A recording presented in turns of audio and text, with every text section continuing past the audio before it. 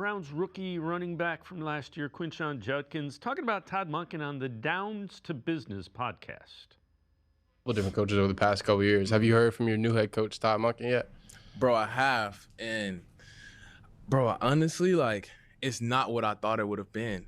Like, Well, when I say that in a good way. What did in a you good think way. it was going to be? You thought he was gonna be like I thought nerdy? he was going to be, like, more so, like, because my past coach, bro, he was, like, really even keel, bro, like, super quiet. I thought I was going to get that from Coach Monken, but it wasn't that. Like, he was, like, a real players coach, bro. Like, you know, like, give me a hug, like, all that, bro. So he was just super communicative of what he wanted from the team, what his goal is, what his objective is, what he want to come in and do.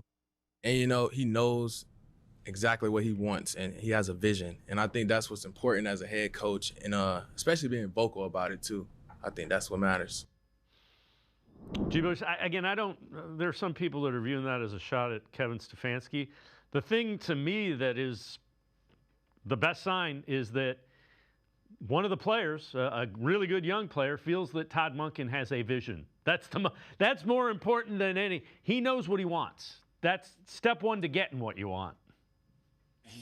Listen, working in corporate America, more, previous to doing this, at this level, one of the things that they always tell us is the vision and making sure that the people that are, report to you, or the people that are, I wouldn't say subordinates, but the people that are your direct, reports, that they understand, A, that you want the best for them, B, that you have a plan for them specifically, and C, to understand that this is collaborative. Like, I got to invest in you. I need you to believe in me. And the greatest thing that I think a coach can do, and Todd Monken reminds me of old school football coaches that I used to have. Like, at least back in the day, they were more of a feel. Everything was about a feel.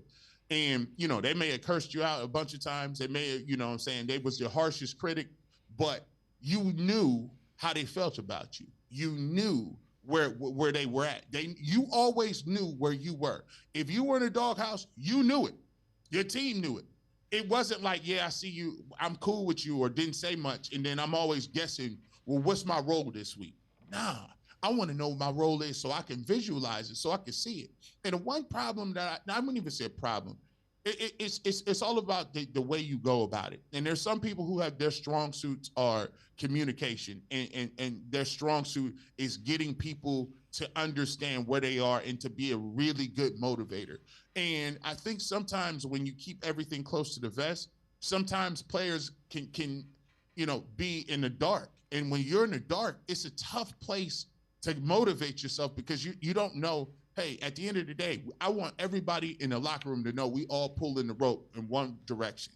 I want you to know that even if you mess up, you're going to exactly know what I did wrong, and I'm going to know what I need to do to fix it. And so for me, I think it's important for a young football team in the Cleveland Browns, the youth, the young guys, to know exactly what the expectation is, where they fit in, and how they fit into the scheme of things. And I think that's super important to have that with young players, because as you can see, you saw Quinshon, he kind of perked up a little bit. He sat up in his chair like, yeah, man, it was completely different. He gave me a hug, and that type of energy is needed for young teams, because the thing we talk about here so often is culture. And the one thing that you want is to establish a culture of winning, and say, whatever happened before with the last regime or whatever in Cleveland Browns history, you guys can be the start of the change of the new way of thinking about that. And so to me, there's the people that say, they look at this roster, there's a level of excitement, because I do see that there is an era in the locker room of people really thinking, hey, maybe we can be a little more than what we've been in the past, and we can start that today.